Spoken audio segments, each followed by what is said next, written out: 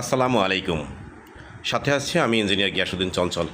আজকে যে কাজটা দেখাচ্ছি সেটা হচ্ছে আপনারা কম বেশি সবাই যারা বাড়ি করছেন বা বিভিন্ন বিল্ডিংয়ে দেখছেন যে বিমের যে রডগুলো দেওয়া হয় তার মাথায় কিন্তু একটা হুক করে দেওয়া হয় আর কি, মাটাম যেটা বা ভাঁজ বলেন যেটাই হোক, সেইগুলাই কিন্তু আমরা সেই কাজগুলো করতেছি।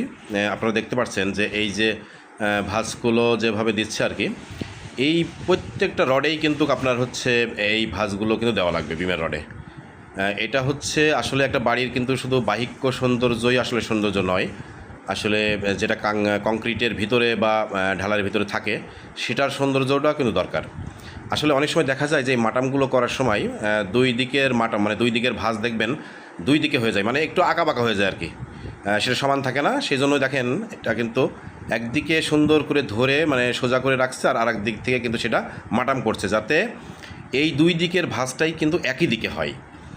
আর এই কাজটা কিন্তু আসলে সৌন্দর্য প্রত্যেকটা কাজেরই দরকার, যেমন একটা বিল্ডিংয়ের বাহিক্য সৌন্দর্য দরকার এবং ইন্টারনাল যে কাজগুলো হয় সেইগুলোর সৌন্দর্য দরকার। ভালো বাড়ি করতে গেলে প্রত্যেকটা জিনিসেরই কিন্তু আপনাকে তদারকি এবং সুন্দরভাবে কাজ করতে হবে, এটার দিকে খেয়াল রাখতে হবে।